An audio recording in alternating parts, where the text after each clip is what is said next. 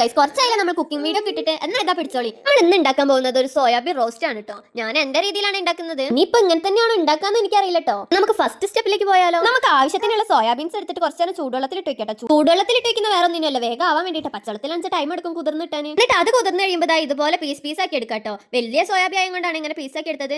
വെള്ളം ഉണ്ടാവാതെ പിഴിഞ്ഞെടുക്കാൻ ശ്രദ്ധിക്കണേ.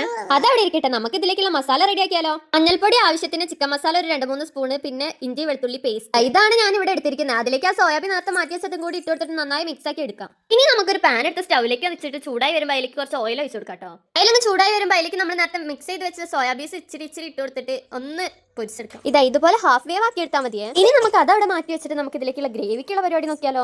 ഞാൻ ഇവിടെ ഒരു ഉള്ളിയാണ് എടുത്തിരിക്കുന്നത്. ഒരു ഉള്ളി, ഒരു പച്ച. ഈ തോലൊക്കെ കളഞ്ഞ് കഴുകി എടുത്തിട്ട് ഇതുപോലെ സ്ക്വയർ ടൈപ്പിൽ ചെറുതാക്കി അരിഞ്ഞെടുക്കാം. ഇനി നമുക്ക് കുക്കിങ്ങിലേക്ക് കിടക്കാം കേട്ടോ. ഒരു പാൻ എടുത്ത് അത് ചൂടാകുമ്പോൾ അതിലേക്ക് കുറച്ച് ഓയിൽ വെച്ച് കൊടുത്തിട്ട് കടുക് പൊട്ടിക്കാം. ഇവിടെ കടുകൊക്കെ പൊട്ടിക്കാൻ ഞാൻ മറന്നുപോയി. ഞാൻ വലിയ ഷെഫൊന്നുമല്ല, അതുകൊണ്ട് തന്നെ ഇതൊക്കെ എന്റെ പരീക്ഷണമാണ്. അതുകൊണ്ട് ഞാൻ പറഞ്ഞിരുന്നത് എന്താ വെച്ചാൽ എന്റെ ഈ വീഡിയോ കണ്ടിട്ട്, അതായത് ഈ റെസിപ്പി കണ്ടിട്ട് ഉണ്ടാക്കുന്നവരാണെങ്കിൽ കടുക് പൊട്ടിക്കാൻ മറക്കരുത്. അപ്പോൾ ഉള്ളി മൂത്ത് വരുമ്പോൾ നമുക്ക് അതിലേക്ക് പൊടി ഇട്ട് കൊടുക്കാം കേട്ടോ. എന്തൊക്കെ വെച്ചാൽ മുളക് പൊടി, മല്ലിപ്പൊടി, മഞ്ഞൾപ്പൊടി, ചിക്കൻ മസാല, ഇത്രയും പൊടികളാണ് നമുക്ക് ഇട്ട് കൊടുക്കാനുള്ളത്. അങ്ങനെ പൊടിയെല്ലാം മിക്സ് ആക്കി ഒന്ന് സെറ്റ് ആയി വരുമ്പോൾ ഒരു നുള്ളു വെള്ളം ഒഴിച്ച് കൊടുക്കണം കേട്ടോ. എന്നിട്ട് നന്നായി ഒന്ന് കുക്കായി വരുമ്പോൾ അതിലേക്ക് നമ്മൾ നേരത്തെ പൊരിച്ച് മാറ്റി വെച്ച സോയാബീൻ അത് ഇട്ട് കൊടുത്തിട്ട് നന്നായി മിക്സ് ആക്കി എടുക്കാം. അപ്പോൾ നമ്മളെ സോയാബീൻ റോസ്റ്റ് ഇവിടെ റെഡി ആയിട്ടുണ്ട് കേട്ടോ. അപ്പോൾ ഇഷ്ടപ്പെട്ടെങ്കിൽ എല്ലാവരും സപ്പോർട്ട് ചെയ്യാൻ. നമ്മുടെ ചാനൽ പുതുതായി ആരെങ്കിലും കാണുന്നുണ്ടെങ്കിൽ സപ്പോർട്ട് ചെയ്യാൻ മറക്കല്ല. അപ്പോൾ നാളെ കാണാം. ബൈ.